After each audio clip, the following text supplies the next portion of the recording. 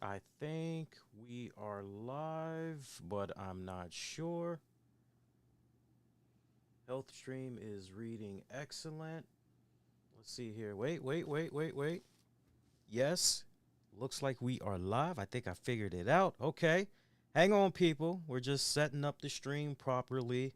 A little bit of a pre show warm up thingamajigger that we got going on here. I can always edit this out later. Let's see what's going on as far as a little bit of audio goes. Let's see what we got here. Yeah, we got it. All right, so let me just crank myself up a little bit. Let me crank the wifey up. There we go. What is up, fam? You're checking out a all new Rustling with the Topics. Lee and Tammy Sanders with you all. I thank the beautiful and the lovely wifey and Tammy for waiting so patiently because we had a little bit of a hiccup as we were getting ready to come on live here. I forgot to pay the monthly bill for StreamYard. So StreamYard is kind of, so I'm doing a workaround. Long story short, going back to the mighty but old, but apparently good updates. OBS. That's a joint I have not said in a couple of years now. Mm-hmm. Because I was doing Restream before we went to StreamYard. Right. And Restream, for those of you that are thinking about getting into the podcasting or whatever for interviews, what have you, Restream, it is hit and miss. For every 10 joints you do, like at least four of those. So that's almost close to half of your live streams are like you could have the latest computer and just Restream will do some stupid crap, and it's unfortunate. So I ultimately went to StreamYard. No issues with StreamYard whatsoever. Love those guys. I actually can't wait to go back to them. But I don't know. I think I might hold it off for a little bit and see what's going on with the OBS. You know, the fact that you can now connect your iPhone and other devices automatically, I gotta say I'm quite impressed with that. Hope you guys been fantastic since last we were on the air for you guys. Loads of stuff that we're going to get into. As far as life itself goes, Tammy will let you know how she's doing in a hot little bit. Me personally, I'm just glad this college semester is over because I have been stressed out to no end over my math class all this semester. And so this weekend that we're in right now, at least at the time that we're recording this, uh, it was just, I did two exams. I feel pretty good about the exams.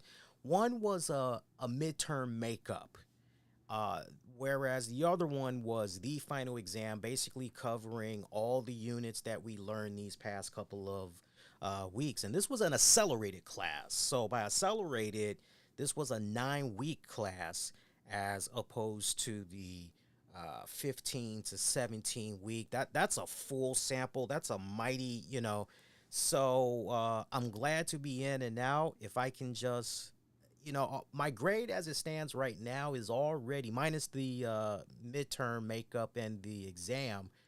My grade right now is looking somewhere between an A minus to a B plus. So if I can just hang on to that, fantastic. But these exams, the mid, it just, I got stressed. I'm not going to even lie to you guys. I got really stressed out. I'm glad the test is over and done with, and it's now in God's hands. So it is what it is. Tammy knows I've been running around with my head cut off. I don't know if I can do this. I don't know, like, because like some of the math just went way over your man's head. It's like, and yeah, that's where I'm at right now. I wrapped up a couple of other classes, one particular, and I wanted to talk more about this, but not at great length because I just feel that, and I now kind of have an idea. I won't mention the person's name, obviously, but I have an idea who most likely had responded to the post on YouTube. I'm pretty sure it was a classmate. I know exactly who it is. Because I remember there was something about when I saw the comment, immediately I went to the YouTube channel of this person. And notice I'm not mentioning if it's a male or a female. But when I went to their channel, I said, I recognize that content because I remember they were trying to show me something. So I know who it is. So I think their question, I think they meant well, but because they're young, they don't quite understand what I was really getting to at the heart of the matter for saying what I was saying. So let me get you guys caught up to speed here. So I had wrapped up my television video production class this week. And, for the final class, it was real easy. We just came into that bad boy and we basically had helped out the last group that needed to go and everything. Now, the week before, I had did, and the project was easy. It was a green screen project where basically for about 4 or 5 minutes, you just basically had to get in front of it and do whatever. But you had to come in there. Okay, here's what I'm thinking for a virtual background that we can use to replace the green screen, and we can kind of play off of that. Hey, we can do this. Hey, we can do that. Okay. All right. So you guys got the picture. So if maybe you want to do a meteorologist spot, okay, cool. If you maybe want to put up some type of a moving video, okay, cool. You can do that. You guys get the picture. So anyway, I decided, and you guys can look this up online if you're not that familiar with it. I decided to do the Christopher Walken, and this was my first time doing a comedic production. Tammy will tell you this. Like, I'm a funny motherfucker, but I've never filmed something before in my entire life. So I decided that since the professor was like, yo, go in there, have some fun, blah, blah, blah, blah, blah, it's like, oh, okay, all right, cool. We're going to have some fun. All right, well, let's have some fun.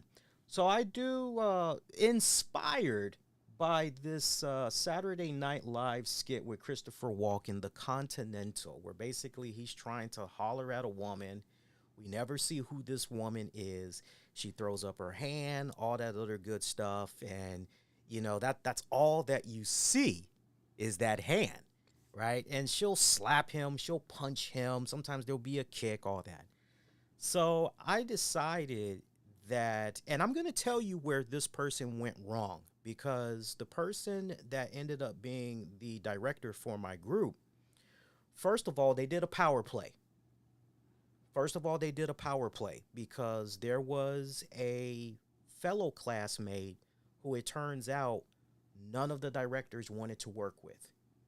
And for this particular director that I ended up working with, he specifically, and I could be wrong on this, but I know for a fact, this director did not want to work with that classmate.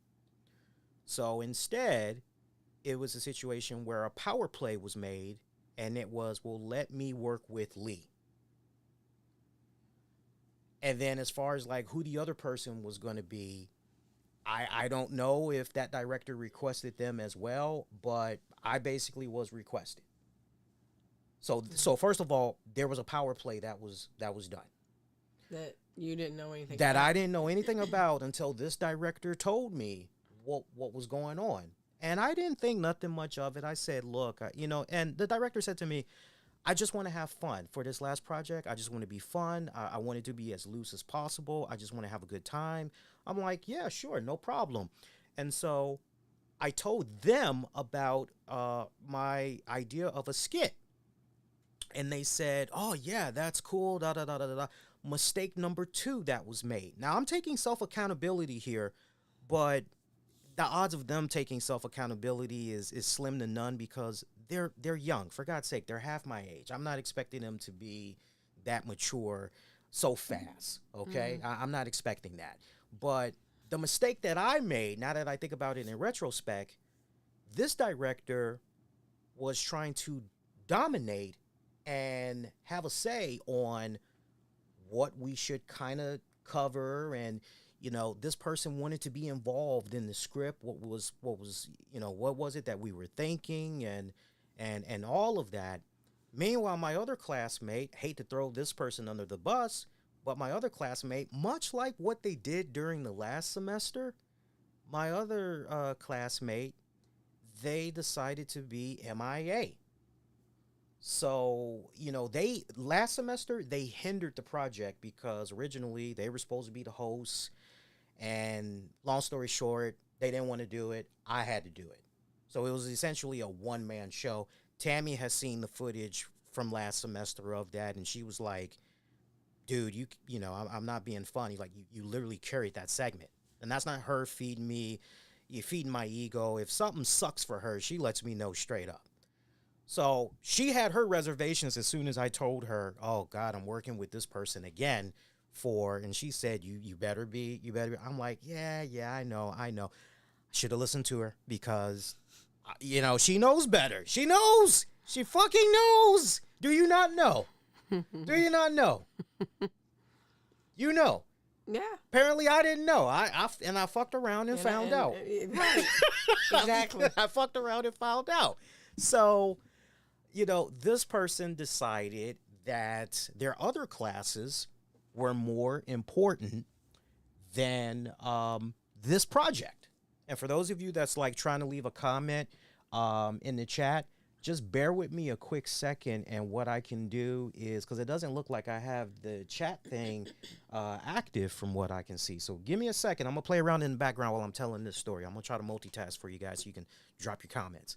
So anyway, next thing you know, so I'm getting no help. I'm mentioning all this because I'm getting no help on the script. No help whatsoever. Now, maybe in retrospect, I could have showed the script to the wifey and, a couple of our other friends and be like, what do you think? Does this need tweaking? Like, you guys know funny? Like, what's up? I trusted my ability, though. And I trusted the fact that, no, I should be good. I should be able to come up with, something, pretty funny. And what it's mainly going to rely on is improv, because I did at one point study theater. I did at one point aspire to be an actor. And, right down to the point, the high school that I went to so many ages ago, I had the opportunity to transition into theater if I wanted to, but I decided to stay in visual arts, okay? And, I'm not telling you guys anything different because, remember, I told you guys a couple of years ago, I had an opportunity to work with the Fear of the Walking Dead guys, but that didn't, it just wasn't meant to be. And then right now, I just put in an application. I sent my photo spread and all that to these guys out in PA that's trying to film some movie. They're going to be starting up, I believe, it's in June, right? They're going to be starting up in June. And, basically their message was, look, if we end up using you, like we're telling you right now, from the time that you submit this application and your photo spread and all that, stop shaving. Stop shaving your head. Stop shaving your face, because if we end up using you, we need you to look a certain way for this period. I think it's going to be taking place in the 1800s or something like that. Mm-hmm. And so, do you remember who was supposed to cover? Yeah.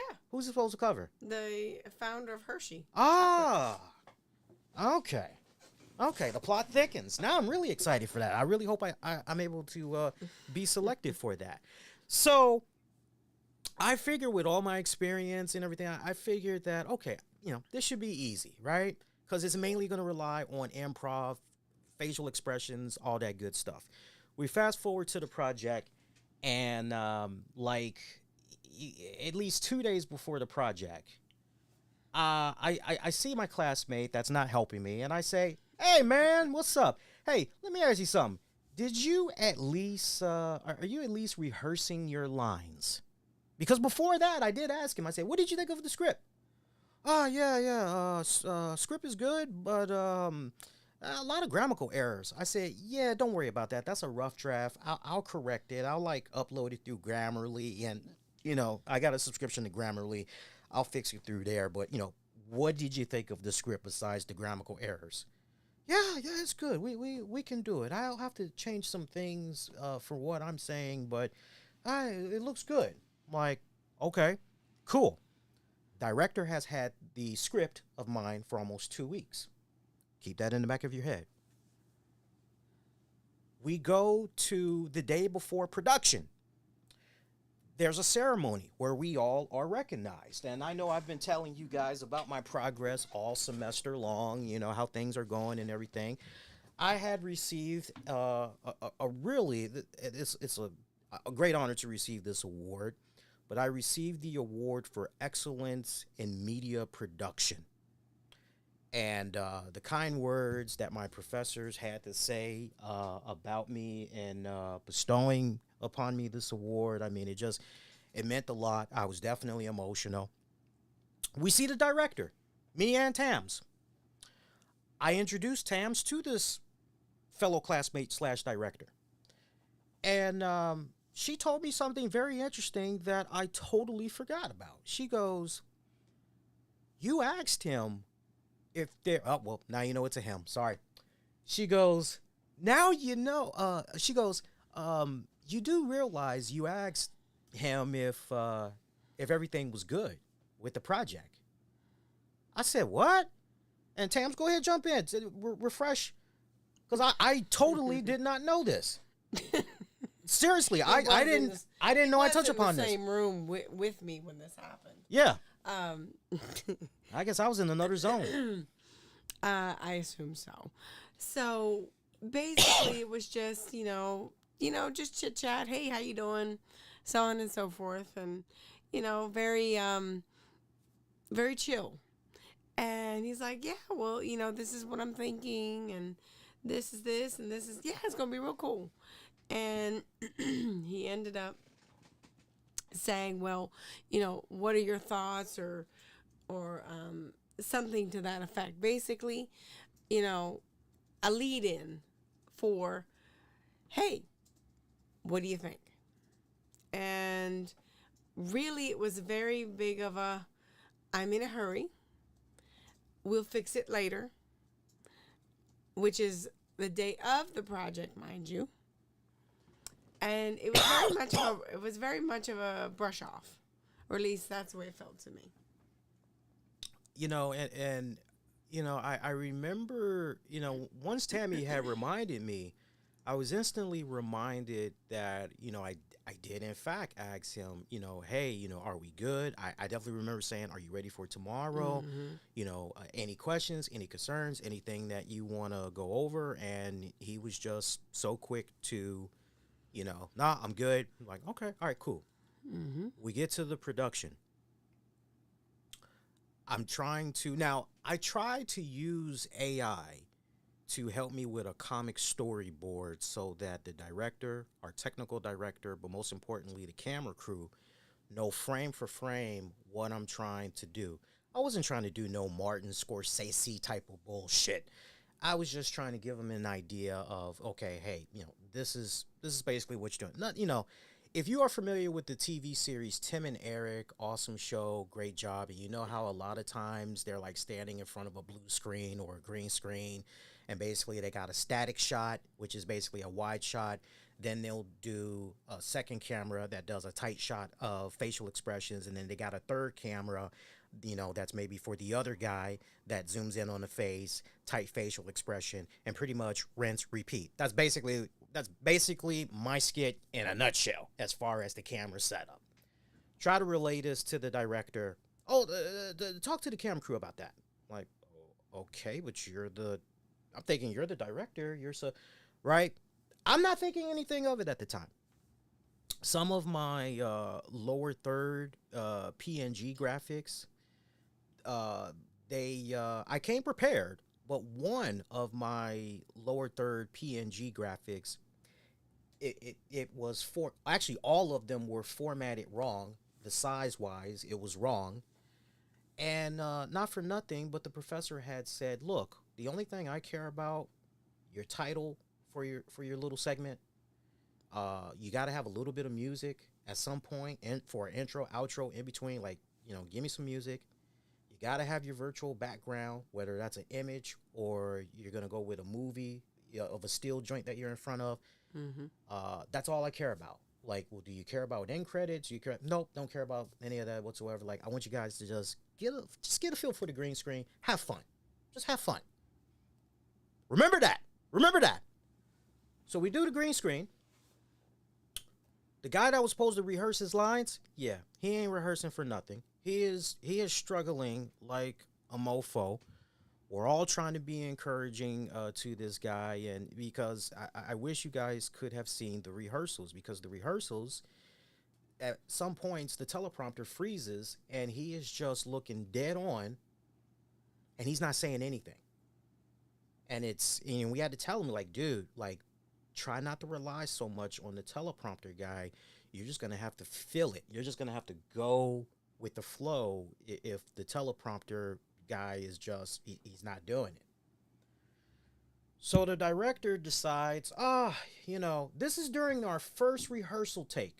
The director goes, the script is too long. And I say to them, look, not for nothing, but we don't really know what we're dealing with here until we actually go through the motions. Mm-hmm. So, you know, of course, this first rehearsal take was going to be lengthy because we're trying to give a sense to the camera crew what we're trying to do and all of that. So you can't say I wasn't being a team player because, you know, whatever was at one point the director goes, these lower thirds, wrong size, yada yada yada, yakety smackety. You know, let's forget about those. We can add it in post production. Sure, whatever works. Another director who was acting as a technical director, hey, why do you have this and why aren't we just mainly relying on this? I said, oh, da da da da da. Well, for us, that makes our job a little bit more complicated. It's great that you have all these elements, but that's going to make our job more complicated. Let's just go with this instead. Okay, sure, bet. So, all right. So whatever was asked of me, and it was explained to me why this wouldn't, I'm like, cool, no problem. So finally, we start going through the recorded takes. It's too long. It's too long. And keep in mind, the professor said the segment needed to be 5 to 8 minutes. Mm-hmm. So that first rehearsal, I think we did like almost 10 minutes. Okay. So it's like, okay, cool. I was like, well, we're just trying to get a good feel on, like, we're going to get this. We go through the second take. And now I have the guys that are in front of the cameras, you know, they're like, Lee, trim it down a little more. Like this part, you don't need that. Like at one point, I actually spell out lover man. L is for love, baby. O is for yes I do. V is for virtue, so I ain't gonna hurt you. M is for, you know, like you know, whatever. Like don't just say lover man. Like, okay, yeah, that's good. Stick with that. Like trim where you need. So each take, we're getting it down shorter and shorter, and we're actually staying within actually staying within the 5 to 8 minutes. Mm-hmm. So finally, we get to the final recorded take, and I'm told by the director, it needs to be even shorter. And it's like, and I say, okay. I said, I tell you what. I was like, because I know this like the back of my hand. I was like, I tell you what, let your teleprompter guy know that I'm going to be skipping a lot of stuff, and I'm just going to jump to the cusp of things. All right? We get it to, I think it was like 6 and change was the final recording. We get done, crew is happy, I get dabs, I get high fives, I go to the director, I say, what do you think? Oh, it was good, it was great, it was good. I'm like, okay, cool.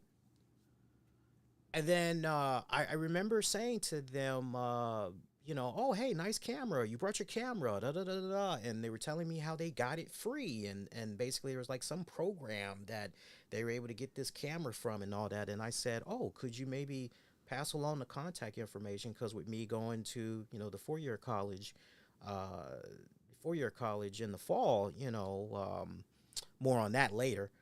I said, you know, it'd be nice if I could have some of my gear already. And they're like, yeah, sure, no problem. Definitely will hook you up. Like, okay, cool, bet. Hit the director up the next day. Because this director has had my phone number apparently for several months. Like, even after our last semester of class, where we were classmates, was over with. Apparently, they had my number and, you know, all that other stuff. And I knew this because there was an event we went to several weeks ago, and they wanted me to send them something. I said, I'm not really sure what your number is. And they were like, oh, well, I still have your number. They're like, boom, here you go. I'm like, okay, cool.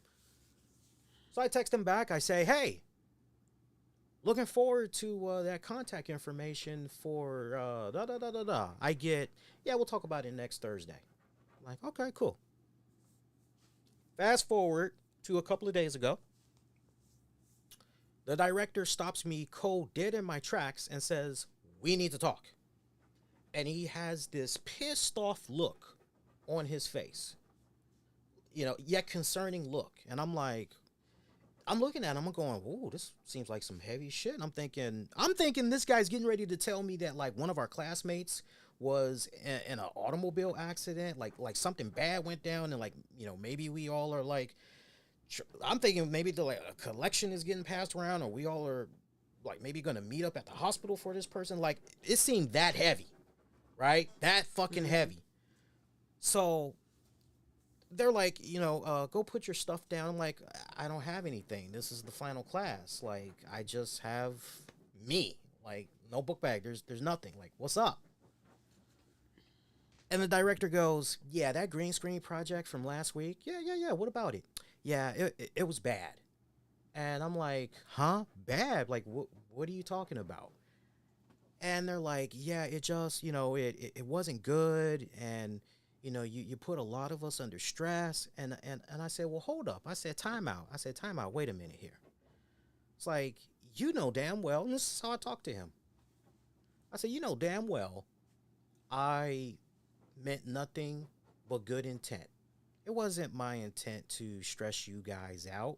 And I've since talked to a couple of my friends, one particularly that's involved in journalism, has been at it for years on a much higher level, is seen on television, and they said to me, if they think that's pressure, if they think that's stressful, they don't know what they got coming for them if they decide they want to enter this industry or if they want to go into the film industry. And they were like, my friend, he was like, what they're doing right now is nothing compared to the actual nature of the beast. Absolutely. Right. And I say to him, I'm like, for God's sake, I'm like, we were doing a spoof off of an SNL skit. I'm like, this was supposed to be comedic.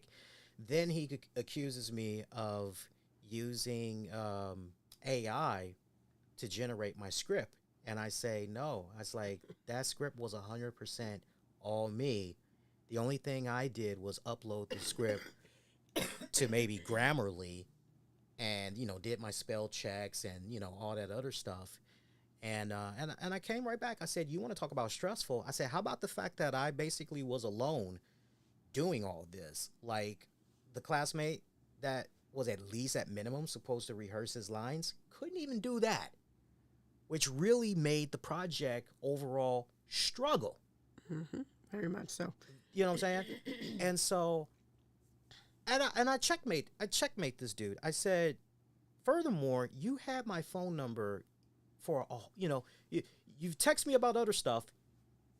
You've been sitting on this for a whole week, and you could not text me at any time and say, hey, you got a few minutes? We need to talk. Mm-hmm. Here's my concern. Like, this is what's going on. And I saw my final grade for that project. I was like, oh, great. And I don't know if this person, and it's none of my business. It's none of my business. If they want to disclose it, that's up to them. But they did not disclose it to me in this conversation. But if they got graded differently from a directorial standpoint, I got nothing to do with that. That's all on them, right? Mm-hmm. But I told them, I said, dude, let me give you a very important life lesson here. Don't ever, ever harbor shit like that. As soon as something goes down, be on it right then and there. I said, because honestly, you could have easily pulled me and so to the side. You could have said X, Y, Z, Mm-hmm. and we could have did what we needed to do accordingly. Like, no, but instead you harbored it and then you wait this whole week. And I said, I'm curious, what did the professor have to say? Oh no, the I didn't talk to the professor. You know, professor didn't say anything because I didn't mention it to them. Like this is just coming from me, and it's like, okay, so now we're getting to the heart of the matter. This is a case where okay, so you try to pretend that you were speaking on behalf of everybody. But really, it's just you. Really, it's just you, and those that really know this other classmate of mine, they know that what you see is what you get out of this guy and that you're only going to be able to get but so much out of him, and basically as a result you have to work around this person. Now their job should have been more focused on the directing and not so much on, hey, I created this outro, and they seem to take it real personal with the fact that, you know, they had did this for the outro, they did this for the intro, and that, you know, how dare I decide that I wanted to add these kind of elements and not communicate it with them. Like, wait a minute. You're only supposed to be thinking about things from a technical standpoint, from a directing standpoint. Me, the talent. So I learned a very valuable lesson, which was, okay, if I'm the talent, if I got to come up with necessary elements, that is on me. What I need for my director, technical director, to do, what they do best, you understand my vision, do your best to capture it frame for frame with the cameras. Mm-hmm. That's it. And so, you know, the end to that story, you know, they went the petty route. Apparently, whatever social media platforms they were following me on, they unfollowed me. There was a one did giveaway of a social media site where I was like, you know, future reference people, if you're going to unfollow people and all that, like try to play it off and wait a couple of days, right? Because when you do it like immediately 2 days after, you know, like people will notice that. So, you know, it's unfortunate because I felt that there was a really good rapport with this person. I felt that there was mutual respect. Person was a huge wrestling fan. And, you know, we would usually, although I got to admit, you know, when you do a podcast sometimes 2-3 times a week talking about wrestling and mainly wrestling and other stuff, you don't exactly want to walk into your class and basically do it all over again for that one person that's asking you, what did you think of this? What did you think of that? Hey, did you watch this? What did you think of that? You know, but I didn't mind talking to this person whenever they would be like, you know, hey, I'm going to this meet and greet, and hey, this is going down. And but they kind of came off more like whenever I would talk back and I would say, oh, yeah, you know, I've heard nothing but good things about that person. I've heard this, I've heard that. You know, I try in retrospect, and I don't know if they're aware of this, but how they came off, it was more like, look at me, look at me. This is what I'm doing.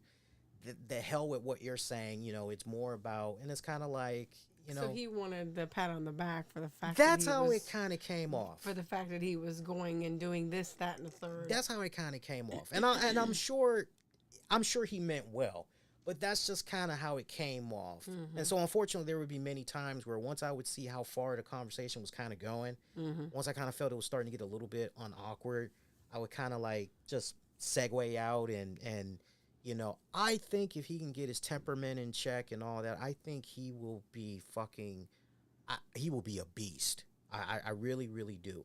But his inexperience and, you know, his confidence level, you know, and I could tell that when I was giving it right back to him, you know, I shut him down because he had no comebacks for any of the stuff that I was saying.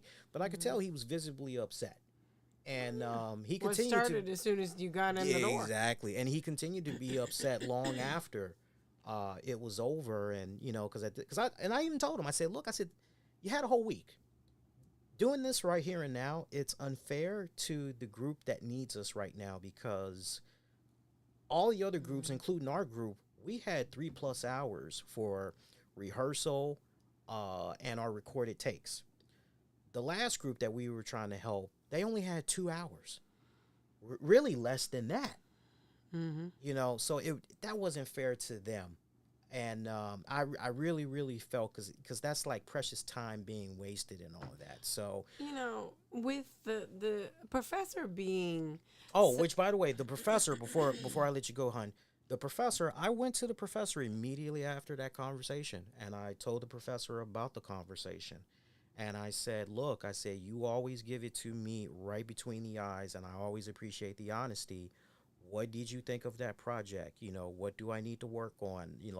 And I told him how, hey, my classmate didn't help me as far as, at least at minimum rehearsing his lines.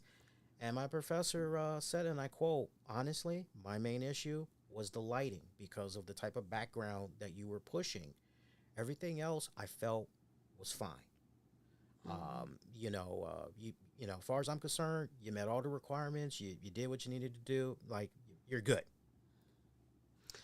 So for me, it's one of those, if he had such an issue with whatever his issues were. I mean, obviously, he told you what they were and what have you. But if it was bothering him that bad, why not go to the professor? That's true. That's a very valid point. Like, even if he was trying to avoid conflict at that point, why not pull the professor to the side, state his concerns, and then have the professor pull me and my other classmate to the side, Mm-hmm. and we all talk Mm-hmm. together and try to Mm-hmm. figure out, Mm-hmm. right? Because that's how Mm-hmm. you get shit done. That's how, yeah, exactly. But the other piece of it is the fact that he waited a whole week. And so what was, yeah, I'm kind of really irritated on Monday is going to be, okay, now on Thursday, I'm really pissed Hmm. because you've had all this time to rehash, rethink, relive, all that.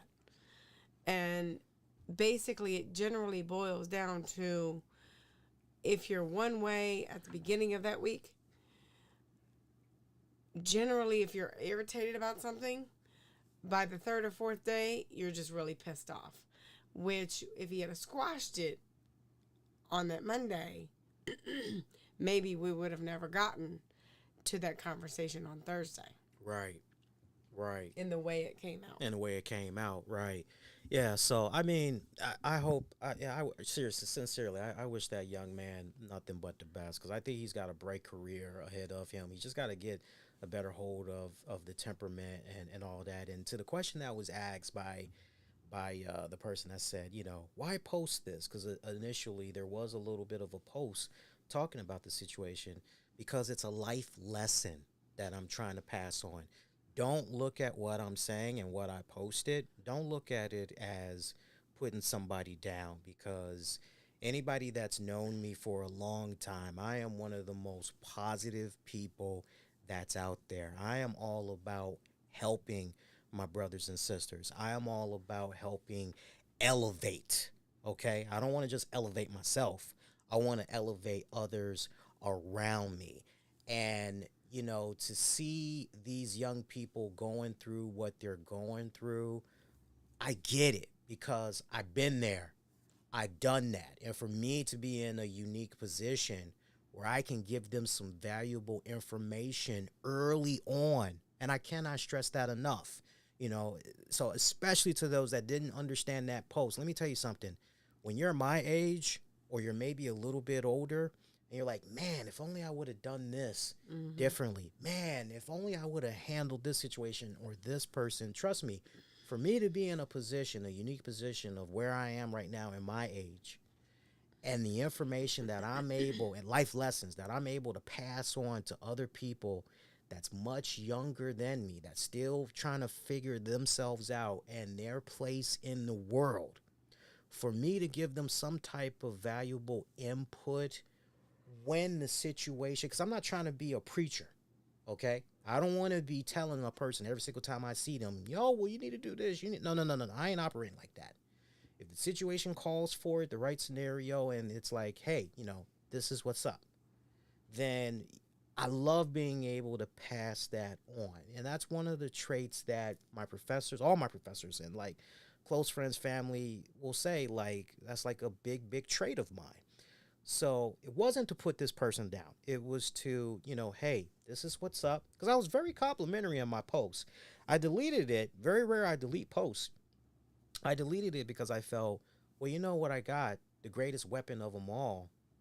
Get me in front of a microphone, and I'll really let you know how I'm thinking. Which is why I'm saying what I'm saying here right now because it's also a good a good topic, because we're in a day and age now where so many people get really caught up in their feelings and they shouldn't be, especially when it comes to, hey, nothing personal. It's just business. We're so it is part, of that society that we're in right now, where everything is so negative, and even if it's half positive, it gets turned to negative. Mm-hmm. So even if it was something that was semi life lesson, learning curve, for you both, not just him, but and you, Yeah. whether it be interpersonal relationships or you know uh, classmates, whatever have you, how Yeah. to work with another peer. Mm-hmm. um, Generally, when something is posted, especially online, it automatically turns sour. And the other thing about that is to turn it on its side. There's so many people, not everybody, not Mm-hmm. everybody, Mm. but there is a good number of people that cannot handle constructive criticism. Yeah, you're absolutely right. And look, I spent so much time talking about, where this person essentially went wrong. Let me talk for a few minutes about, without being overkill, there's some stuff that I can work on in Mm-hmm. retrospect because, there's always room for improvement. Even when you think And it's a everything. case where, in everything, yes, even when you think you've exhausted everything, nothing's coming to your mind, I promise you, if you just keep thinking about it, Mm-hmm. day or two or three, something will come to you where you go, you know what? If I could have just done this. And that's where I'm at right now that it's 3 days removed. One of the things that I could have done in retrospect, I should have encouraged feedback from my professor. I should Mm-hmm. have encouraged feedback Which you've done from before. which I've usually done before, Mm-hmm. correct. I should have encouraged feedback from the professor. I should have encouraged feedback from an outsider of the circle of me, the director, and that fellow Mm-hmm. classmate of mine to, hey, what do you think about this script? What do you think about this? It is, first of all, is this funny? Am I hitting the right marks? Mm-hmm. What needs to change? Mm-hmm. Like I definitely should have done that. And definitely Mm-hmm. going forward, that is something that I will make sure that, I implement because I want to make sure that, if I ever do decide that I want to do another comedic piece again, one, the timing, the script, like, is everything. But then, most importantly, the biggest lesson that I learned of them all, and I cannot stress it enough, is you're only as good as the partner that you're playing off of. So, it's one of those type of deals where, I've gotten to a point now where even if I were to go back, put in those lower thirds, put in the little apartment scene of footage that I had. Like, would that really help the content overall? And sadly, the answer is no. So it's one of those, okay, can I put this in my portfolio or no?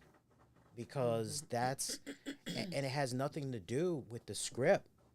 It Right. has nothing to do with my performance.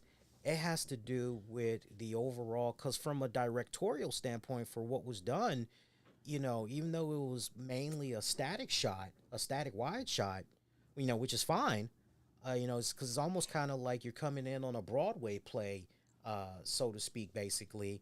Mm-hmm. I thought from a directorial standpoint, I thought the director did great. But from the standpoint of the talents and them doing what they need to do to help carry what should have been a greatly improved segment, sadly, that classmate who I was playing off of, much like what happened with the last semester, he brought the project down. Mm-hmm. And as a result of that, Mm-hmm. I now can't use it. Right. And I think maybe from I think if I were to try to understand where this director is coming from, I think they feel the way they do because maybe if they really stop and not so much point the finger at me and make me be the scapegoat, if they really stop and think about it, it's nah, this person did really struggle with this because Tams watched it. It's something that has not been released live, and you've had a couple of days now to really marinate on it. You still stand behind everything that you said initially? Yeah, I do. Which go ahead, tell them what you So said about the segment. basically, what I ended up saying initially was the comedic timing that you try to start off that project with could not be matched by your partner. And so basically, it's almost like trying to drive on three good tires and one flat one, if you want an analogy. Um, and it didn't flow the way it should have, and make the project a level up. In that aspect. And it also, what I also said is that Lee was overcompensating to actually to actually become a little bit annoying, and kind of nauseating, because it was like, okay, now you're just trying too hard. Funny, but in certain segments, it was like, okay, now you're trying too hard. As far as the backdrops and the other props and stuff, I had no problems with that. That just added to the segment, which was fine. Now, as far as the directorial piece, I can't say because I don't know the ins and outs of what was supposed to be and what was. So I'm not going to, speak upon that as far as it as a whole. Now, if what I did say as far as my 2 cents from a distance, is the communication seemed to be passive. Meaning, oh, yeah, we should talk about this. Okay, later. Or, oh, yeah, we okay, I got it. And nobody's really hearing the other person at all. They're just doing their thing, and that's it. So, communicating is one thing, but did you really hear the other person? And maybe that's part of, the issue that he was trying to impart. I don't know. Like I said, I don't speak for him. But if in my 2 cents from a distance and looking at it from afar, that's what I noticed. Yeah. So definitely, as far as me owning up to my areas of improvement, everything that I just laid out, that's definitely what I'm gonna do going forward in any and everything. That communication, like you said, that's key. I'm gonna do my best to not be so passive. No, if I'm gonna be passive, I want to be passive aggressive. Hey, I want to get your thoughts. Let me know what you think. I want to keep almost till it's borderline nagging. And then, till I can finally get this shit down. Until they tell you to stop. Yeah. We got it. Yeah. Then maybe. Yeah. But, in this area of where you are, it is absolutely a dance between all partners to make a good project. Yeah. And if one partner is like, damn, I broke my leg, then y'all fucked. Yeah. Because I brought up a very valid point to you with regards to that project. I said, just imagine if I had came down sick and I had an emergency, right? That's how much, because like, I know this director is mad at me and everything, but like, really stop and think about it. Like, for me to be a one-man show pretty much doing everything, like 95% of everything there. And just imagine if something had came up and I wouldn't have been able to do that project. That's everybody's grade. That's everybody's grade. Yep. So what I mean by that is, okay, you got one person that can't contribute because they're concerned about their other classes. it's like, okay. And then you've got a director that really should be focusing on directing that really can't help you. So guess what? It's now on that talent, that third person. Mm-hmm. And guess what? If they can only go but so far, right? Because they're not getting help from, right? Mm-hmm. What do you think is going to happen? The end result is going to be how it's going to be. It's going to be how it's going to be, and everything is going to be what it's going to be. Mm-hmm. But here's the thing is not everybody feels like their voices were heard in reference to contributing to the project. Right. Collectively. Right. And that's where you start to have, falters. Yeah. Yeah. So a very interesting learning experience. I wish that it could have been a situation, because remember the project before that, we had a director that wanted to be helpful, was wanted to, hey, let me edit that video, and then it was too much on their plate, and they didn't scream for help. They didn't scream for help soon enough. Correct. So which put you in a bad spot. You're right. To then feel like you had to do everything. Right. And so basically it was an overcompensation on the last director and project for this one to be able to control the outcome. Right. Right. So. I also think in retrospect, if I would have been more vocal with the director and really let them know, hey, this is what I did in the last project, maybe they would have understood. Maybe the director would have found some type of middle ground with me and been like, okay, so what do you want to do? Knowing what we know about, this guy over here, do you want to try to see if we can get him replaced? Do you want to try to see if we can have somebody else come in? Like, what can we do so he can still get credit for this project?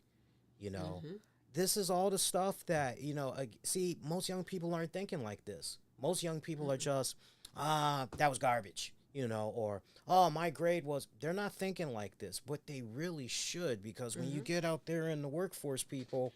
Oh, there's going to be a real school of hard knocks that's going to come real fast and furious in reference to, what you need, what you don't, what you're lacking, what what are your strengths. Yeah. All of that is going to come at you full force, especially depending on, what your craft is and how well you can execute it. I was talking earlier about how, because really when you get down to it, you can make to a certain degree, like perception is everything and all that, and sometimes our perception can be greatly skewed. Sometimes we could be misinterpreting something and that person's intentions and all of that. Good segue.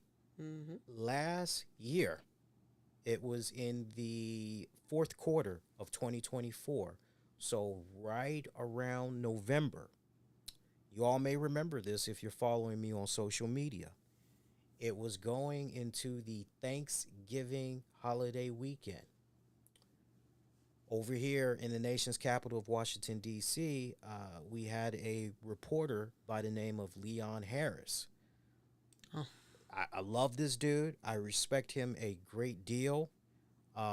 He's good. Sometimes he comes off a little fake, because like certain things are said during the broadcast, and he'll be like, and it's kind of like, I have a running joke with Tams. Like as soon as we hear Leon, and then the camera goes off, and cut. All right, we're on commercial break. Then Leon just goes, that motherfucker. I'm just picturing him kind of talking like that or whatever, right? Because sometimes it just kind of seems like he's over-exaggerating. Anyway, so Leon Harris showed up. Was it the Thanksgiving news broadcast? Yes. Or was it the day after? I thought it was the day of. Okay, so Leon Harris does this broadcast, and long story short, if you go on my Twitter, because that's where, when I tell you, I'm not exaggerating, when I tell you my post blew up, my post blew the fuck up. My post blew up so much that mofos were using my still shots and my videos passing them off as news of their own without giving me credit. Now, some people will go, "Oh, you care so much about getting the credit for your image, for your video. Oh, look at you." And it's like, yeah, motherfucker. If, I'd like to see you in a position where if you bared witness to, I don't know, maybe seeing Al Pacino come to your nearby IHOP, okay? "Hey, everybody, how y'all doing? I'm just here for the eggs." You're like, "Holy shit, it's Al fucking Pacino." And you're busting out your camera like nobody else camera is working. You're able to take a really good picture and video of Al Pacino. And you share it with your local news, or maybe you share it with a friend or whatever, and somehow, news media outlets get a hold of that. Yeah, you can't tell me that you're gonna be like, "Yo, I want to get credit for that." Like, what the hell? One of my best friends, colleagues, Julian, of the Digiday website and the Nocturnal. Back in the day when he would go, and he still goes to conventions, panels. He's mainly doing like red carpet stuff and all that these days. But anytime there would be a Walking Dead Q&A panel or red carpet joint, Julian would get the most fantastic, still does, but some years back, he would get like these great photo shots, great video joints. And guess what? Motherfuckers were stealing his shit and passing it off as their own without giving him the proper credit. And so Julian had to unfortunately start doing watermarks. He would just basically take his name and he would multiply it transparently, and that's how he would have to counter it. Yep. So, it's like, no, yeah, fuck yeah. I'd be that motherfucker that goes, "Nah, nigga, you gonna give me my credit. You gonna give me my credit." So Leon appeared on the broadcast drunk. You couldn't quite tell it at first. No, I could tell. I mean, you could a little bit, but it only got worse throughout the broadcast. It got worse. I mean, he made it probably the first 15 minutes, and then he stumbled his way through that. Yeah, they took a commercial break, and then they went right to weather. And I bullshit you not. I bullshit you not. I wish I could say to you guys I still have the recording, but I don't anymore. But they did 2 full segments for 15 minutes talking about the weather. So when you split that up, that's basically like 7 minutes, like 25 seconds or whatever they spent talking about the weather. They take a commercial break, then they come back, they do it again. And I remember that 6:00 p.m. news broadcast, it went off early because that newscast was supposed to be on for a whole hour. The news was over at 6:30. They ended up running the 7:30 twice. Yeah. No, correction. They ended up running nightly news with Lester Holt twice. Oh, okay. Because they had Lester Holt come on at 6:30. Okay. And then they did the encore. So we learned something for the very first time, which is holy shit. Because like all these years, I was under the impression that the nightly news with Lester Holt, or just the nightly news in general, I was always under the impression that it was live. Oh, no. I never knew all these years. I never knew it was taped. So when do they tape it? Like, do they Probably tape? midday. Wow. Yeah. Learn something new. And then just send it out to all their feeds. That is crazy. That is crazy. So Leon was lit. And I knew, Tammy didn't know, but I knew because I remembered the last rodeo when he was on NBC4 and he was intoxicated. I'm like, what the hell is going on? And then turns out, Actually, correction. As soon as he started stumbling and stuttering over his words, I knew. You did giveaway for you that you knew what was going on was when he threw that hand up. Oh no, that was just icing on the cake, and it was like, oh, it's really like that. He went Sammy Davis. Let me tell you something, buddy boy. Yeah, so boing boing baby. Yeah, but as soon as he started stumbling and stuttering and trying to fix his words, and I'm like, wait a minute, I've seen this story way too many times before. So he was intoxicated, and I remember saying on social media, hey, NBC4, what's going on with Leon Harris? Check on this guy. And a matter of fact, I can tell you exactly what I had said because there's not like a week that goes by that somebody ain't retweeting this. That's the Wow. God's the honest truth. I bet it's gonna get a little bit more hyped because of what he And just it did. has been, I Mm-hmm. think, because there was a period where it seemed like it died down for a little bit, but now it's back to Jesus. I said NBC, check on Leon Harris. NBC Washington, check your guy. Pray he hasn't relapsed again or dealing with addiction off of that foot injury. Pull him and get him some help. He looks unkept and struggles to read.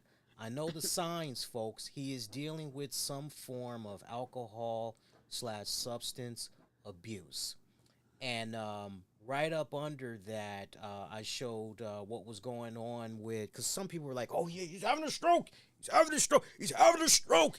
And I'm like, guys, if you read my thread, the freaking weatherman says, hey, we know a lot of you have sent Right. emails, you've called in, you're He's asking not about Leon. right. Leon is fine. I'm Mm-hmm. like, there would be no reason for them to say, there would be no reason for them to not say, Leon's not doing well. We He appreciate you had a guys that medical reached out. emergency. Yeah, medical emergency. Like, he had to be taken to the hospital. We'll give you more information on our As it website comes and available. broadcast Mm-hmm. as more information becomes available. Keep them Mm-hmm. in your thoughts. Keep them in your prayers. They didn't even go that route. Weatherman just said, He, what- yeah, we do. What is it? We do understand your concern, but Leon is okay. right. And I had people going, oh, you know, why y'all, why you gotta tear a black person down? And never mind that I'm actually black. You look at my avatar, you see me, black face, smoking a cigar, cheesing and everything. Like, oh, we shouldn't be about putting our people down. Oh, I need that same energy when it turns out you're wrong. And I'm trying to tell people this is what makes me so much different than other people that do a podcast is I have the life experience. So many people can just give an assumption. Mm-hmm. So many people can just get in front of a microphone and just talk just to kill air. But how many people can actually add important layers of context? And I have that life. I've lived that life. I have that pain. I have that experience. So I can speak upon this from an authoritative standpoint. And where I was coming from was, okay, one of my parents was an alcoholic, and I saw how they would get when they would drink. I knew that when I came across this parent, if they act a certain way, I knew, oh shit, they're on the sauce. Let me stay clear, cause they're gonna be throwing stuff and all that good loveliness. Like, so I know all the signs. And I would like to believe that now, knocking on wood, they've been sober now for 20 years. I would like to believe that. I would hope so. Nothing was more sad and embarrassing than hearing them stumble and fall in the bathroom and, you know, waiting to hear if they get back up and, okay, they got back up. Okay, good. And then I decide I want to go use the bathroom later on, and there's piss and diarrhea all on the toilet rim, all on the floor, because that's how loaded they were, right? So I was coming, when I was speaking about Leon Harris, you know, you hear what I just read to you that I posted, but so many people were thinking so negative. They thought I was being malicious and I was being a dick and all that. And I remember when I went into my production, when I went into my campus radio show for that week, I remember reaching out to my professor and I was saying, hey, look, I want to talk about this, but I'm not really sure, like, because, like, this is what I had to say because, I blew up on social media. And I said, can you give me your thoughts about, this portion of the segment? Because I knew I wanted to talk about it, But what I wasn't sure about was, did I have any business talking about it the way that I talked about it on that campus radio show? And so Professor had promised me that she would listen to it. And then, sure enough, a couple of days later, when it came to our next class, because I think we were at that point meeting 2 times a week remotely. And then we were doing what we needed to do in between the classes, going to campus, doing our shows and all that. And she said to me, hey, really good talking point, main meat and potatoes of your radio show.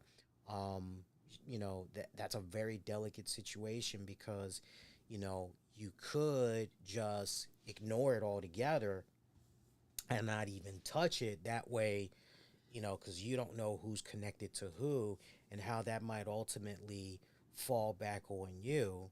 But then it is a thing where it is news, it's trending news. You ended up being a trending, you ended up trending essentially because of the topic at hand, and so it was kind of one of those deals where, you kind of have to use your own discretion. And that was her whole message and everything. But she liked the segment. She liked everything that I had to say and everything. And her whole thing was, it's going to be interesting to see how this continues to play out for him. And see, the other thing, I didn't say it publicly on social media because I felt motherfuckers really don't need to know this. But from the people that I spoke to, including, and I want to phrase this as best possible so nobody can try and connect the dots, but I spoke with people that currently work in the industry. This is a fact. And I spoke with people that used to work in the industry, and they all confirmed, hey, Leon Harris ultimately lost that job with WJLA ABC 7 because of his drinking problem. And so you already got a strike with the previous network. Now you got a strike earlier with NBC4. Then you get a third strike with NBC4 that goes down on Thanksgiving, and it's like, so your man here was just getting uppercuts left and right. I would say out of 100%, 70 to 75% of people were like, man, hope he's okay. What the hell is going on? Most people were agreeing with me. They were like, yeah, the signs are definitely there. This is definitely a substance abuse, given what we know from his past history. Yeah, this is definitely, alcohol. Others refused to believe that. They wanted to go with the medical emergency, all that other good stuff.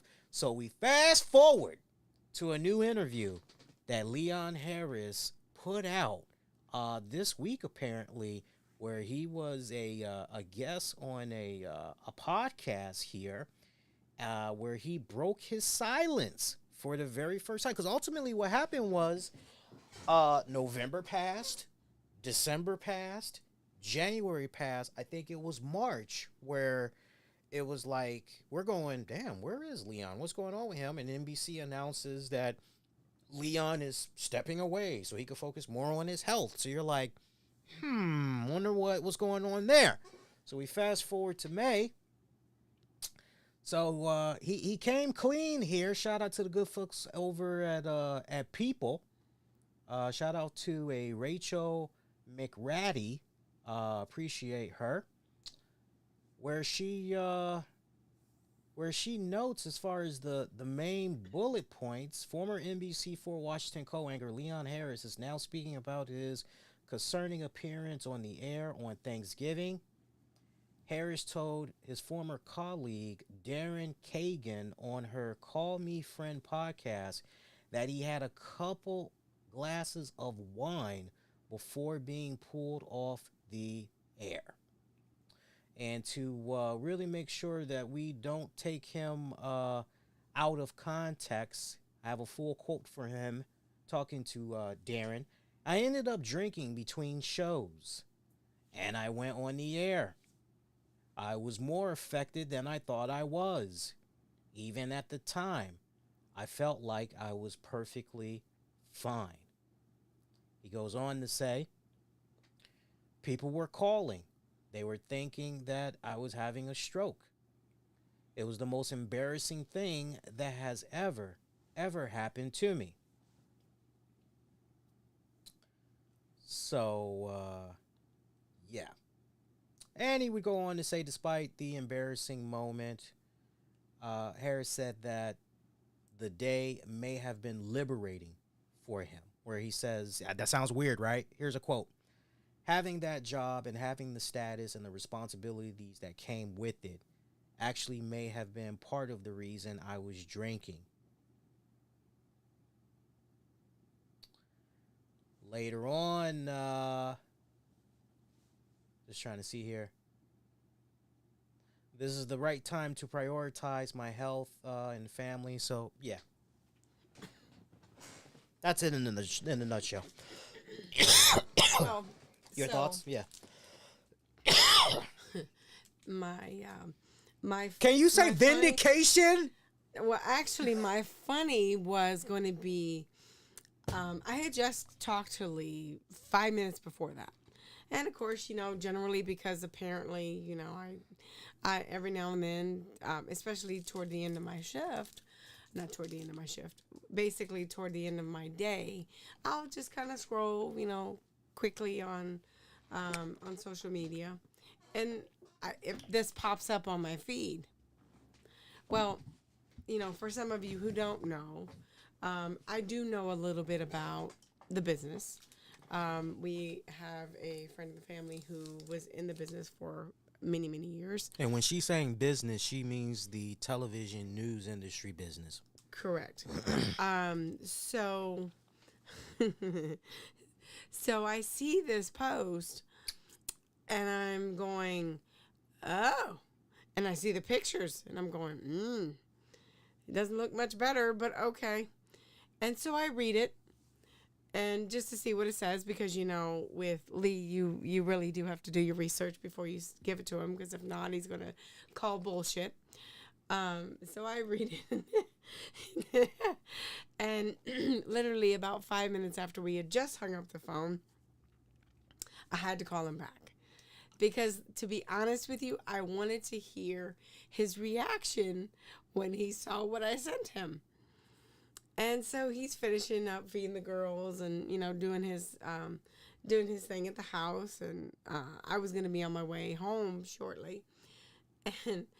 And he finally, gets finished, and he opens it up. He opens it up and just embellowing laughter. Like, you guys already know what that laugh sounds like. And so he's absolutely in tears laughing, and I said, okay, well, I'll let you go. I just really wanted to break that to you. And he was thankful, and we hung up. Now, in reference to my thoughts, I think all these years were all these years. I think it's been an issue for him for a long time, and I don't think it's ever going to go away. Hey, if he can kick it, great. More power to you. But I think him in the industry as a on air in front of the TV news anchor, I think that's done. At least as far as you're concerned, let me ask you. At least as far as you're concerned, from the DC, Maryland, Virginia region, or just in general, do you think he's done? Do you think like it's a situation where maybe somebody out of state will give him another opportunity? You do have this all over social media. That's also true. So I feel, I could be wrong, but I feel like it in front of the camera, on air person. I think that part's done. Maybe a journalist still, maybe, odd jobs here and there. Obviously somewhere, somehow he's going to have to make money. Obviously, you might have a nest egg saved, but in this economy, it's not. Excuse me, guys. in this economy, it's not exactly the best for a one household income. So all the best to him. I really hope he figures it out and gets what he needs to as far as his health. Because as Lee was alluding to, they tried that for him at NBC. Literally, they demoted him to a desk reporter. And, little funky stories. And he worked his way back on to, being on air and at the desk. Let's clean that up, what you just said, because some people might be confused by what you just said. So what Tammy is saying, to kind of help you guys understand better. So when Leon Harris first came to NBC, he started off basically to the side of the in-house station. So basically, you would have and when I say this, you guys will be able to relate and go, yeah, we have that over here for our news affiliate too, Lee. So basically, with whatever the main newscasts were, you would get your two anchors in front of the static shot camera. They're behind the desk, and then you got the other cameras that's doing the tight shot on them individually, going through whatever piece of news. And then at some point they would say, let's now go to our news desk where blah, blah, blah, blah, blah has, blah, blah, blah, blah, blah on this story. And then they would cut to basically, either the side or they would just cut to this little studio where there would be another news reporter, and they would be like, yeah, that's right, Jim and Stacy. And so when Leon Harris first came to NBC4, he was doing the latter. And to Tammy's point, he eventually moved up to being in a anchor seat. Correct. And I remember saying to Tams when they first got him, I said, this is the successor to the great late Jim Vance.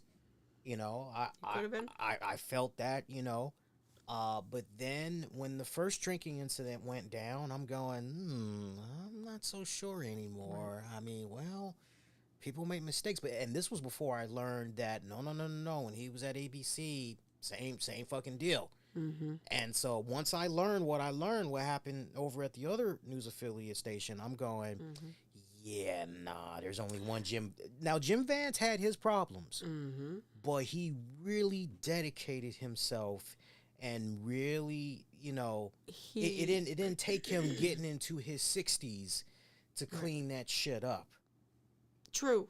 Well, health problems actually forced him to clean it up, but he also had a very caring staff around him that would not let him go on air that way. Right. And so to clean it up a bit, guys. So Leon did that. Right, but he went to anchor, and then he went to hang on. So he started off at NBC4 at the anchor desk to the side. I'm sorry, not the anchor desk.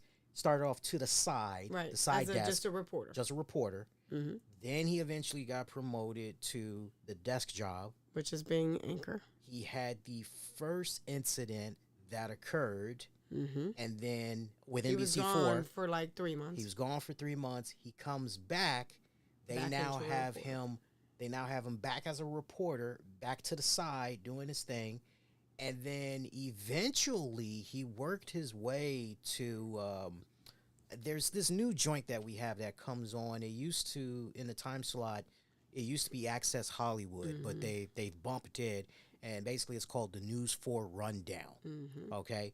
So they basically it's a recap. It's a recap. So Leon is the anchor of that, while still doing the side reporting. Mm-hmm. Then, like, slowly, it's a situation where, if there's a major holiday or if somebody's sick, we'll just have Leon come in and fill the spot. Mm-hmm. Thus, a la how we get to Thanksgiving, and he does what he does. Oh, no, he was actually back on the anchor desk pretty full time at that point. You know what? You're right, because sometimes he would do the 5 and 6 back to back. You're absolutely right. I apologize. You're absolutely right. So they had him doing a lot. Yeah, to your point, they had him doing a lot. So To be devil's advocate, you could make an argument that maybe too much. it might have been too much, especially at that age. Yeah. That's possible. And they also don't have the staff in the studio like they used to back, when Jim Vance was on air. A lot of them are basically in the technical booth where your directors, your technical directors, and all of that are. But so, yeah, that was a huge blow. Yeah. Yeah. Huge blow. Yeah. Yeah. I really hope that he gets his shit together. I gotta tell you, the pictures that I saw from what people had shared, Didn't look too much better. It looked unflattering. It looked like he just got done drinking a couple of bottles. I mean, bloodshot red eyes. Well, he looked peaked. Haggard like look. You could kind of tell when someone is inebriated. Yeah. Their face pigmentation changes. Yeah. And that is what you can see. Now, grant you, some of it might be the camera and the light part, but no, he looked like Lee said, like he had just got finished with a bottle. Pulling a Michael Jordan. Yeah, but Michael can at least carry it. Yeah. Michael be having them smokes, that cognac, and all that other good stuff. Let me get your thoughts, because I already told the listeners what I thought and everything, but and I had some fun stories. I'll throw it in as I talk to you about this. What do you think about the fact that Six Flags America, after this current season, so basically once we get the fall, that's it, as the company. I'm trying to figure out the right words. I guess is it the real estate developer? Maybe is that the word that I'm looking for? Or whoever is in charge of the property. Whoever's in charge of the property, because we're talking like about the real estate owner, I assume. I think it's like 800 acres or some shit like that. Like basically, it's gonna be up for grabs. Your thoughts on Six Flags? First off, your thoughts on Six Flags being shut down? Well, as someone who has essentially been to a couple. Oh, folks. Six Flags America here in Maryland. I think it's out in Bowie, Maryland. Is it? It's part of Prince George's County. It could be Bowie, but I don't. It could be. I'll look it up, but I'm pretty sure it's in Bowie, Maryland. It's a big deal, because it's a big deal for us, because I mean it's been here for like decades, and it might be possibly La Plata. Go ahead. But either way, in reference to Six Flags itself, I have been to a few, over the years, whether it be the one here or the one in New Jersey. Bowie. Okay. And the times that I went to... I'm laughing, guys, because there's times when really I never really went to get into the park. I just really wanted to go to the store. Reason being is they have the Warner Brothers characters as part of their theme. So when Warner Brothers Studio Store closed, I was devastated. And I'm a big fan of Tweety. So I literally was going there mainly just to figure out what they had and what I could buy. I didn't really care for the park itself. Now, a few years later, I ended up going to the park and it was okay. But I didn't find that it was a whole lot to write home about. And it's so close to DC that I feel like some of the elements that were getting into the park were changing the park. not for the better. Fights breaking out, just different things. Um, for me, how long has it been here? 10 years? 20 years? What's that, hon? Six Flags. How long has it been here? Mm-hmm. No, out there? No, much longer than that. Much longer than that. It's less than 20. It's less I than 20. remember Six Flags. I remember Six Flags being out here, and I came to DC in '92, and I remember hearing about Six Flags. Oh, wow. Okay. Yeah. Time flies. Yeah. So it's been more than 20 years, and I can count on one hand how many times I've been there. And in the last 15, even less.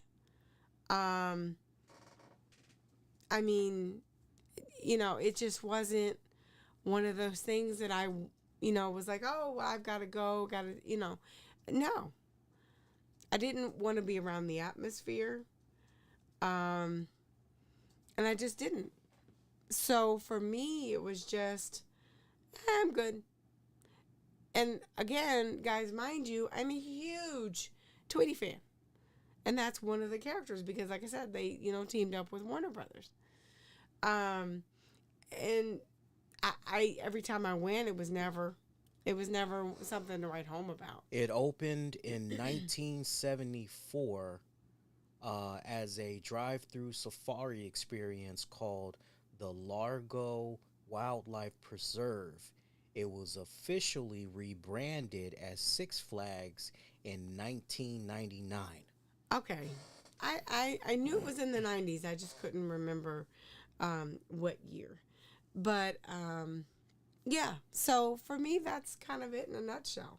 I really don't have any feelings about it. It's like, oh, okay. But you definitely thought it was a little bit ghetto. Yes. The times you did go. Yes. Yeah. Yeah.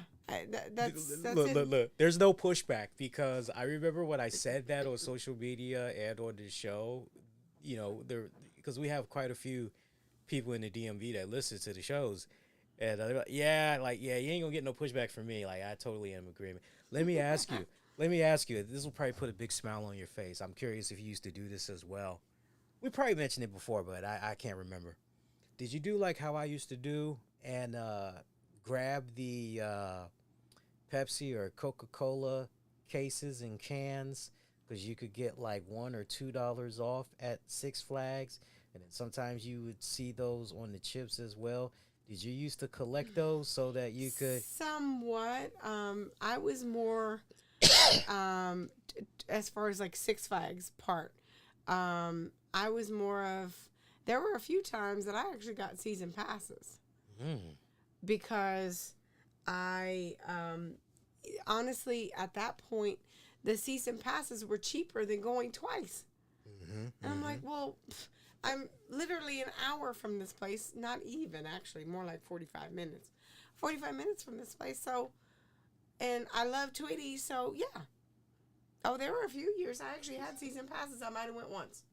Oh, wow. And that once, guys, I promise you, was, guess what? To the store. I might have looked, and actually my mom and I did go one time.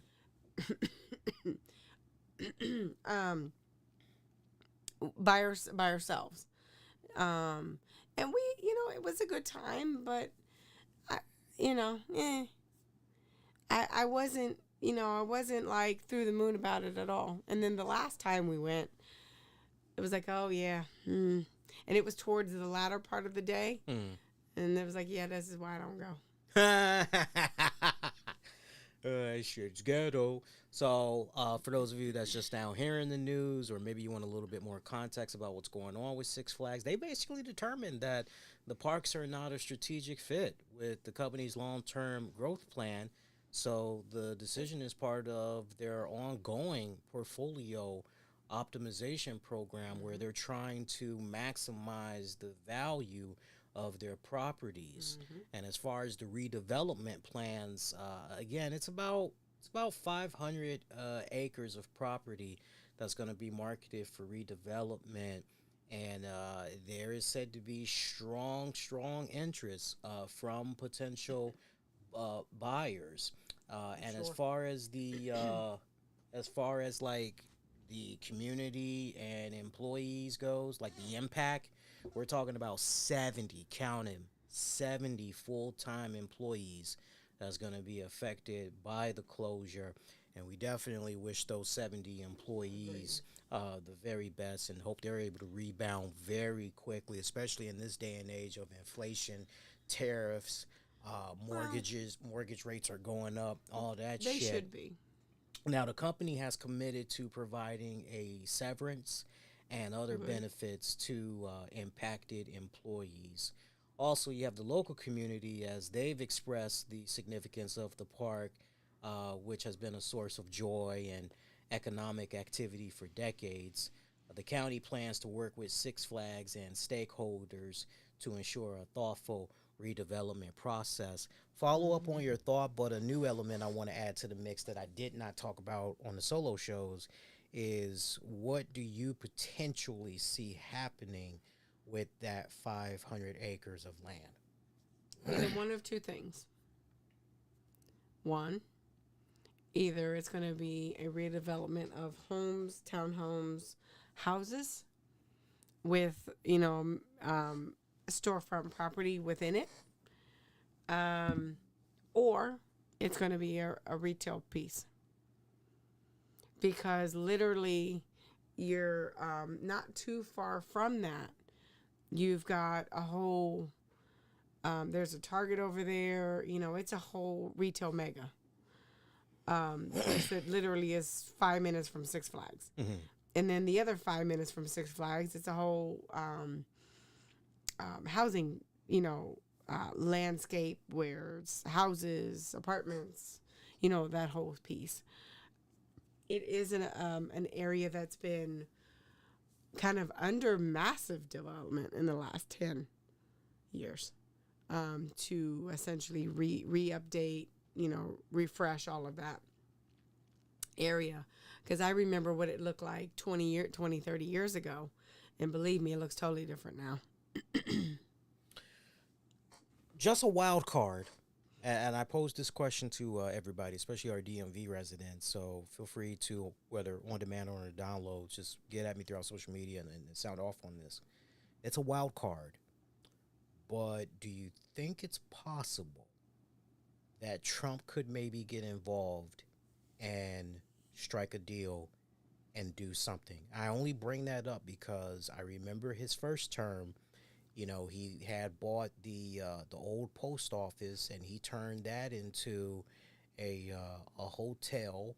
I Mm-hmm. know originally, I think at one point he might have been interested in the old shops at Georgetown Mm-hmm. spot. I believe he Mm-hmm. was trying to do something with that, Mm-hmm. but the deal for that it didn't fall through. Do you think it's possible that because we let's not forget he still has Trump Enterprises and all that. Obviously his kids are Mm-hmm. overseeing it. Do you see that wild card maybe coming into play? No, no. Your gut instinct's telling you no. Mm-hmm. Why is that? You just I've never really seen him get into something of that size to, well, that's not working, so let me go save that. mm. Um, I, my gut is just telling me he's not going to get involved. Um, Because mainly, I mean if I could bend his ear, I would be like, dude, you're always talking about Mar-a-Lago and that's great and everything, but hey, how about a Mar-a-Lago? okay, I'm going to see you but raise you. Okay. Doesn't matter what you put there, you're still going to have the same clientele. Ooh. Well, then, if we're gonna go that route, then for Trump, in layman's terms, that's too ghetto. That's too close to certain people of a, you know. Mm-hmm. Um. So yeah. Okay. So okay. I just it's not something I've been thinking about for days. It's just something that just spontaneously, because it's like, okay, so yeah, I think So the same problems that Six Flags is having yeah. will be the same problem that anybody in that area would have, because it's What's that outlet? What's that outlet that when we drive on 270? oh, that's Clarksburg Clarks. outlets. Do you think that area, not Clarksburg, but do you think that Six Flags, all that 500 acres, do you see that maybe becoming like Clarksburg, maybe a combination of outlet stores and homes? Could could you could do that? Because I mean, if you're Because not really, gonna, there are no outlets yeah, that way. yeah. I mean, that would be a huge game changer, Mm-hmm. right? Mm-hmm. The 70 plus employees, 9 times out of 10, Oh, they're would going to be turn into relocated there. 300 to 500. Right. But those 70 employees, particularly, they're going to get jobs with those guys 9 times out of 10, Possibly. you know? Mm-hmm. Yeah. This is interesting. It's interesting what's going on with that. Well, we already, we have a particular acreage around here by us that used to be a mall. Mm. And it's been closed for what, almost 5 years now? At least 3. At least 3. At least 3. Yeah, at least 3 for sure. Not and, 5. And there's plans and there's plans and there's plans and there's plans. I haven't seen any movement in 3 years. No. So let's be frank that whatever's going to happen is not going to happen right away. Okay, before we get off this subject, do you think it's possible that maybe Walt Disney may, or is it too small for them? Do you think maybe King's Dominion might look at that and say, well, wait a minute, we think we can do something with that? How about another Hershey's Park? Too close. Really? Hershey is like an hour and a half. I thought it was in PA. It is. But literally, depending on where you are. If I were to drive right now, I would be in PA in 45 minutes. That's about the same for DC. Mm-hmm. Virginia depends. So Hershey is about hour and 15. Virginia depends, because if you're in like Spotsylvania or that's over. Yeah. Okay. So I think here's another Hershey would be a little bit. I guess if you're asking me, do I think another amusement park might take it over? That's possible. But you're eliminating Hershey's off the break. I think Hershey's is too close to try to do a different type of thing right now. With the rise of gambling, do you think it's possible there could be a new casino resort? That's a possibility. Because, I mean, you got, what's the one that just got built? Rose? Isn't that the one in Virginia? Yeah, but the other one at the Maryland harbor. Live? At the harbor. Oh. That's still relatively new, ain't it? What's it been now? Like about 6 years, maybe? 7 years, at least? Why does it feel like more than that? It feels like it might be more than that. It does. Yeah, the MGM at National Harbor. Yeah, that. Or would that be too close, you think? I don't think. No. I don't think so, because you could do that. It would really depend on the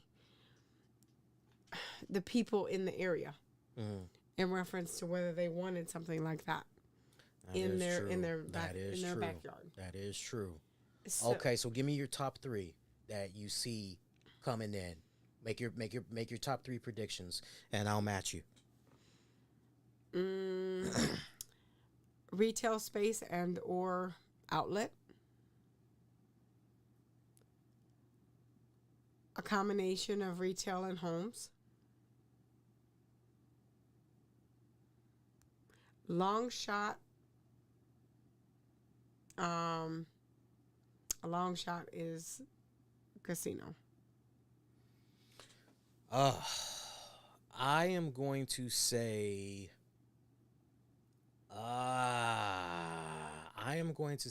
For my number 1, potentially another amusement park comes in and replaces Six Flags. It's literally just, okay, we're gonna just easily come in, put in our rides, put in our people, be a smooth transition, most easiest transition, True. and then what it'll really come down to, I think, is just the marketing, all of that good stuff. If you can really, Actually, to your point, just that came to me while you were saying that. I haven't seen marketing for Six Flags in this area in years. not since the old man with the glasses and the stupid little dancing. Yeah. Actually, I think it was a woman. Turns out No, wasn't it a woman dressed as a old yes, man? but it looked like he looked like an old man. Yeah, he looked like a man. So I'm looking at that, another amusement park. That would be my number one. My number two, I'm looking at a combination of outlet stores and new homes. And then my long shot, I can see a Jeff Bezos, some weird Amazon shit going down. Because he is like really starting to become the Lex Luthor of the DMV. I just, my gut instinct is like, it's a long shot, but like, I'm just picturing him like, because I remember there was something he was trying to do In Virginia. and it didn't fall through because there was so much pushback. Yep. So I can see him, and that would go hand in hand so perfectly with the outlet stores and all of that. So. And you have the space. Maybe it's a combination of both. Yeah. Might be a combination of both. Yeah. Yeah. Last on the docket. What's your thoughts on P. Diddy?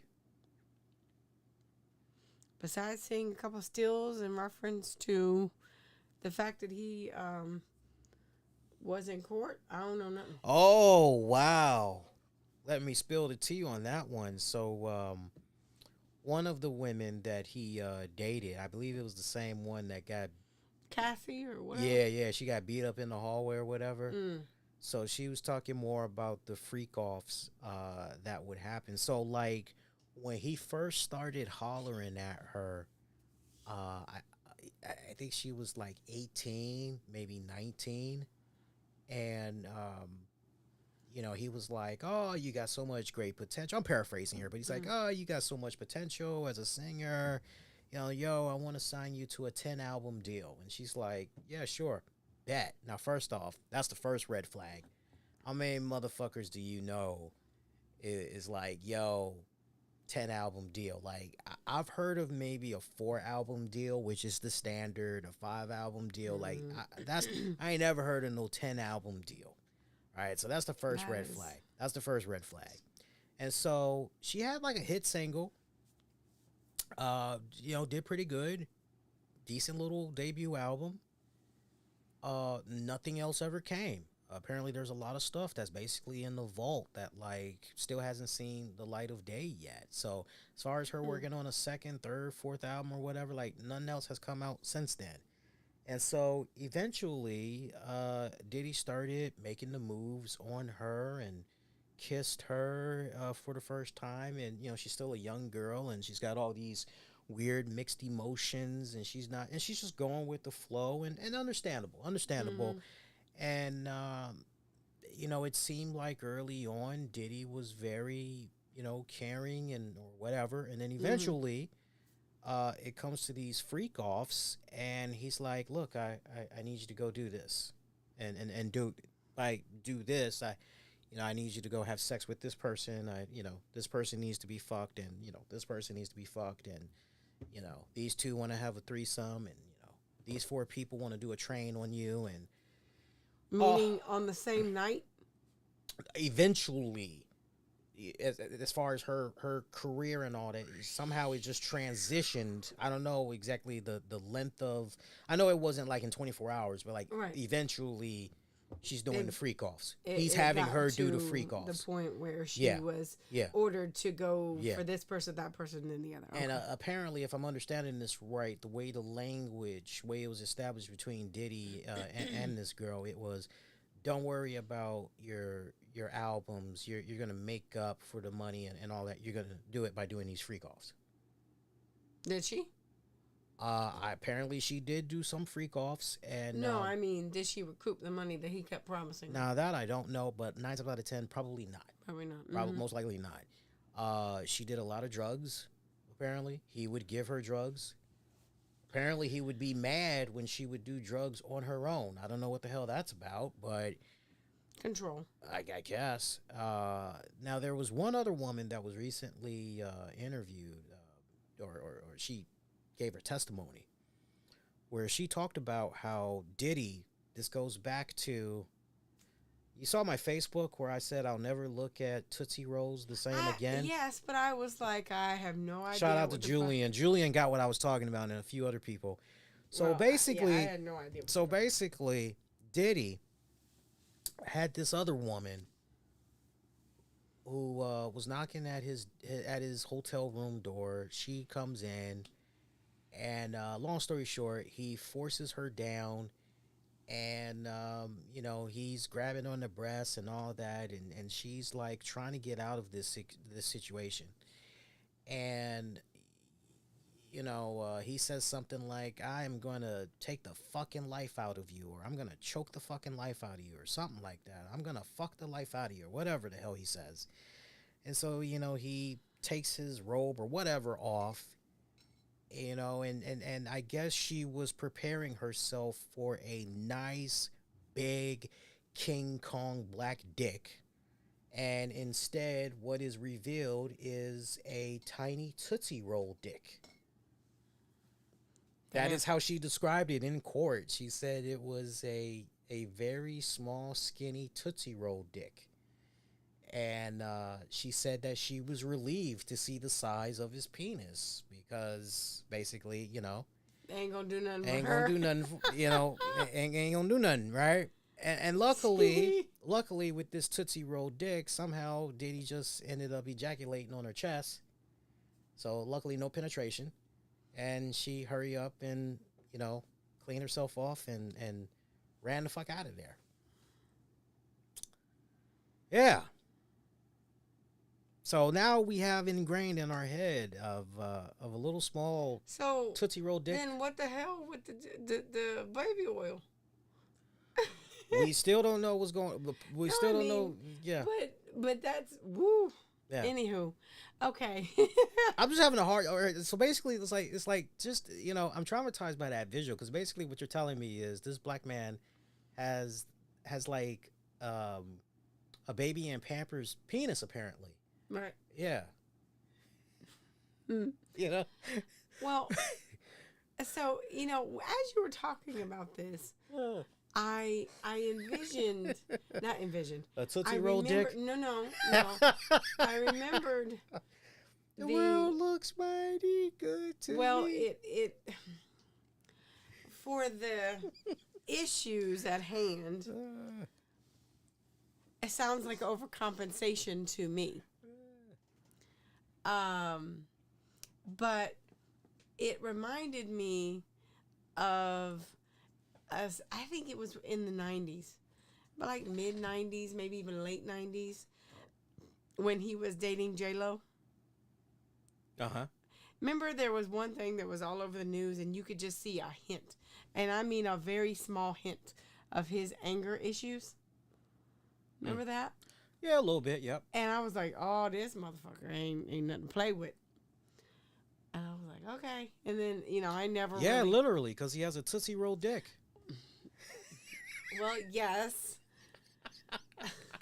I'm gonna beat that motherfucker to death. That's my joke going forward. Go ahead. And there's all of this, speculation. But damn, I'm sorry. You literally are not P. Diddy. You are Pimp Daddy. Because you gonna order this woman around to mess with this person, because you apparently are the orchestra person on this whole freak party thing. Mm-hmm. That's some bullshit. Mm-hmm. And you should be exactly where you are. Actually, really, you should be under the jail. Mm-hmm. And, sorry, God, or sorry that what happened didn't go to full potential, but it is what it is.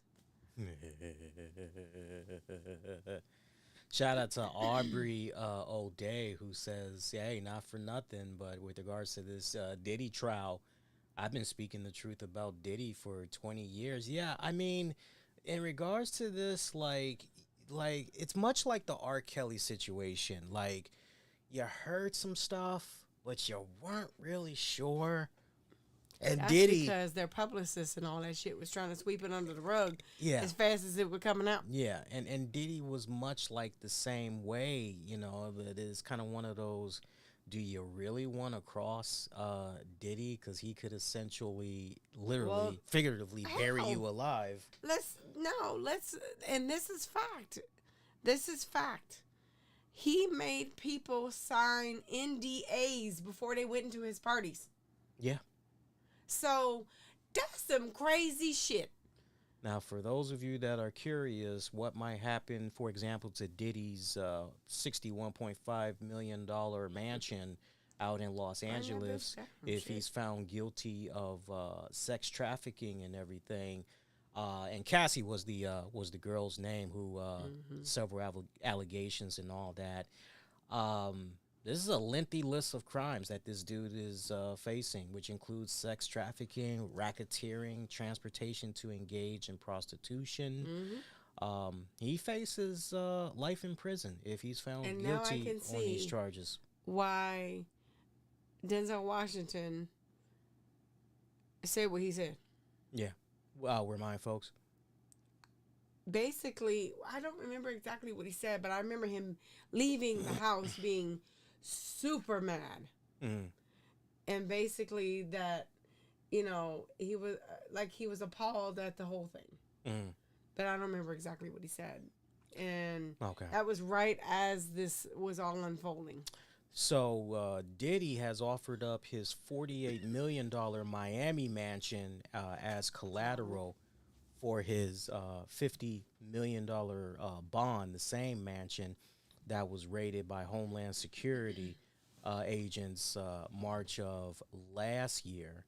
Agents also raided that Los Angeles home that we just talked about, which he has since put on the market for $61.5 million, initially listing the home just 1 week before his arrest. And that joint consists of 10 bedrooms and 13 bathrooms.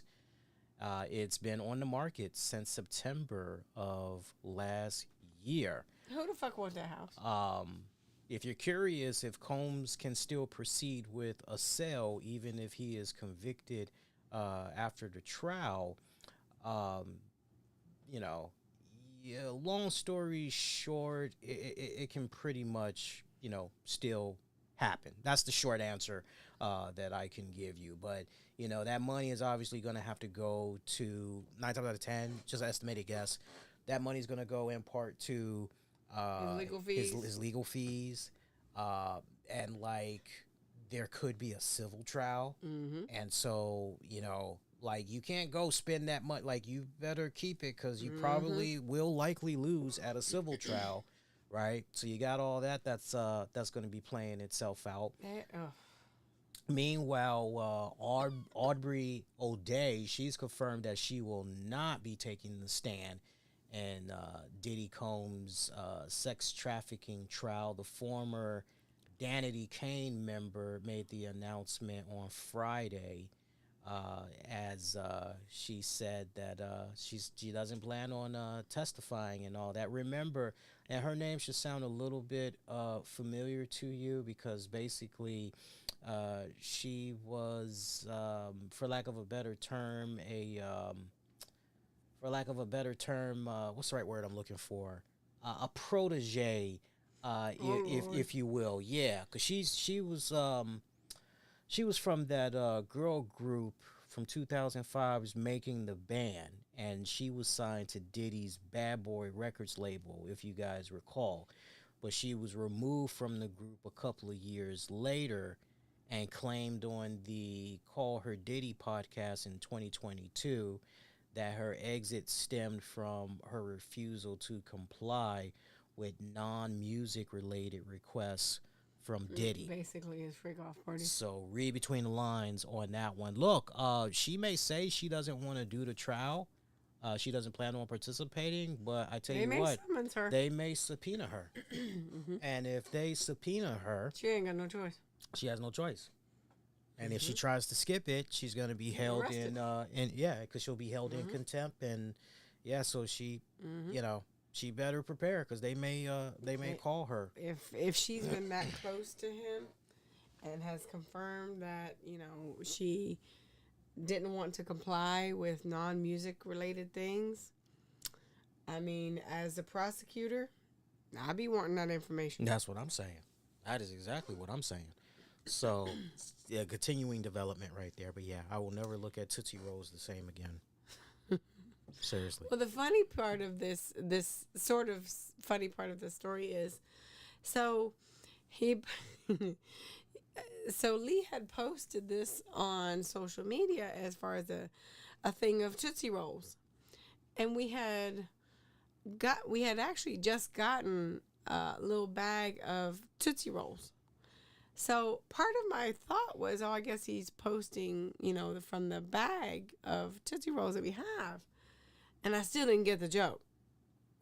And I'm like, okay, whatever. And I let it go at that. And that was the extent of my knowledge at that point. So that's why. Now you know. Now I know. The world must look like it But to me. Tootsie Rolls is all I see. That's all I gotta say. oh Lord. That's all I gotta say.